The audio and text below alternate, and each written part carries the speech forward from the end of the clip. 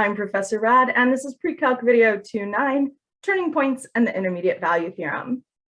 So now that we've achieved our goal of solving equations like polynomial equals 0, our new goal is, well, how do we graph polynomial functions? So in our last video, we identified what happens at x-intercepts and what happens for extreme values of x. In this video, we're going to talk about two theorems that help us identify what's going on in the middle, in between all of that stuff. So without further ado, let's take a look at Theorem 11. So Theorem 11 is about the turning points and the relationship to the degree of a polynomial. So if your function has degree n, that means it can have at most n minus 1 turning points. So I like to think about quadratics when I hear stuff like this. So if I have degree 2, so if I'm a parabola, parabolas have one turning point. So that means I can have at most one turning point if my degree is 2. So notice the number of turning points, the most we can have is one less than the degree. So this means if I had a degree of 7, I could have at most 6 turning points. Okay, we could phrase this another way so that instead of knowing the degree consequence of the turning point, if I know how many turning points there are, I can also get a guess for a minimum degree. So if I have a function with m turning points, that means it has at least a degree of m plus 1. So this gives us a minimum degree. So let's do a couple of examples of applying this theorem. So for this first example, we have a function, a polynomial, and it's got 1, 2 turning points. So we have 2 turning points.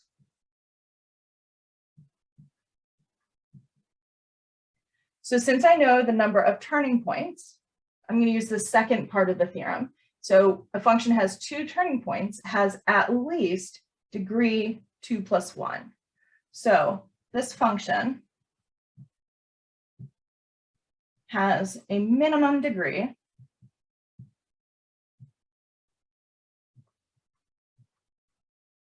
of 3. I can also tell from our discussion on power functions in the last video that this polynomial will have an odd leading term. So the degree of this polynomial will be odd because it's going up on the right and down on the left. So it has opposite directions. Now let's look at this polynomial and see what we can figure out. So this time we've been given the polynomial, and let's see what we can conclude about the number of turning points. So in order to determine information about the number of turning points, I need to know the degree of this polynomial. So neither of these factors has an exponent on them, so I can just add the exponents of the x's. So I've got x cubed and x. So this has degree 4.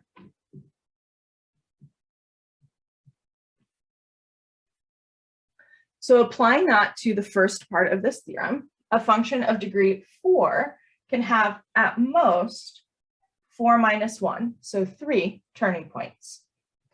This function has at most 3 turning points.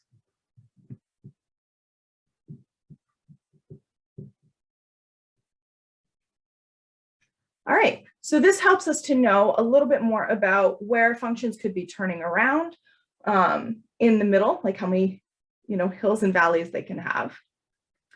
Now, this next theorem we're going to look at is called the intermediate value theorem, and it can help us identify x-intercepts for our polynomial function if it's not factored. So this actually is another tool that we could use, although it's not as super precise or helpful as some of the other tools we used to help us to factor. So it can give us, for example, a better way of narrowing down those candidates to check for rational roots.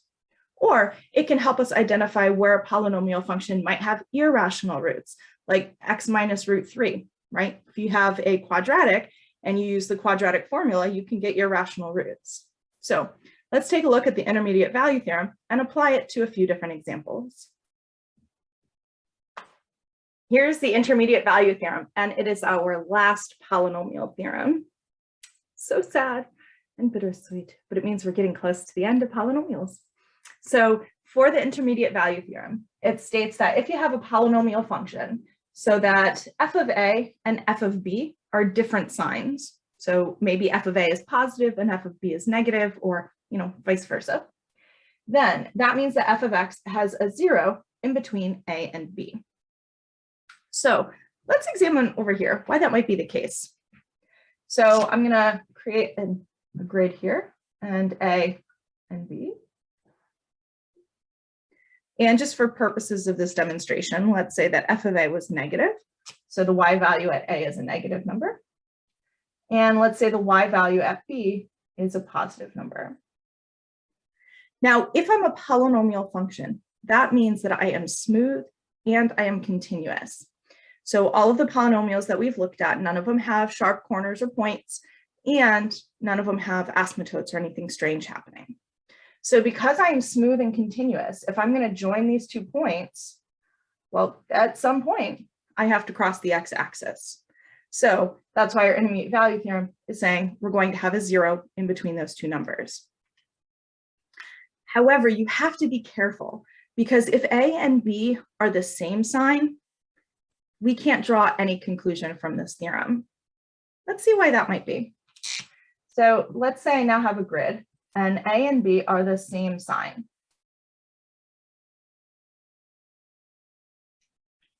Or f of a, I'm sorry, f of a and b are the same sign. So let's say they're both positive. So f of a and f of b are both positive. Well, there's a lot that can be going on here, right? We could have our function doing something like this. So it's not crossing the x-axis, so we don't have any x-intercepts. Or it could be doing something like this, where we do have a couple of x-intercepts. Or it could be doing something like this, where it touches the x-axis in between, but doesn't change sign. So we could be doing something like that, or we could be doing something like this, where we're all positive in between those 2. So sometimes there may be an x-intercept, and sometimes there may not be. We can't draw a conclusion if they're the same sign.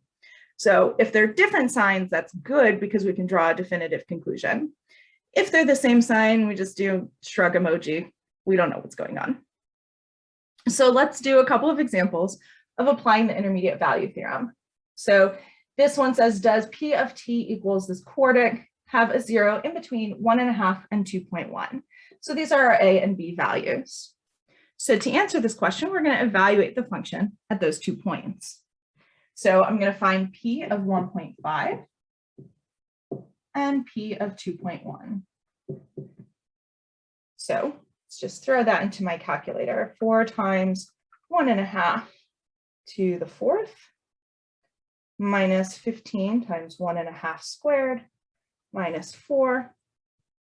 Okay, that gave me a negative 17.5. Now, when I substitute in 2.1, go back and change all my 1.5s to 2.1s. 2.1. Oh, I get 7.6424.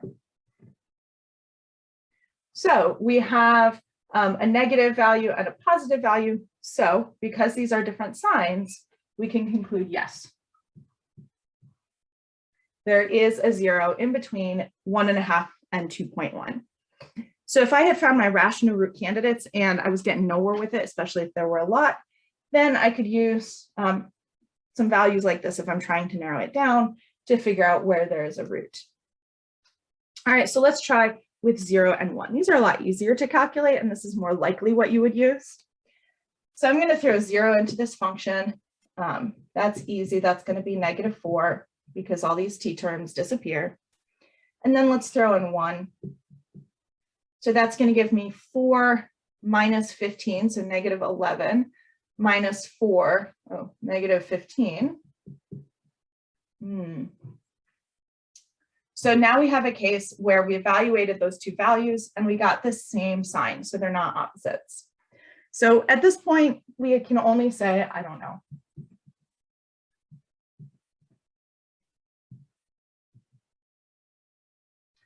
So the intermediate value theorem doesn't help us in this situation because when we evaluated the function at those values, we got the same sign, not opposites.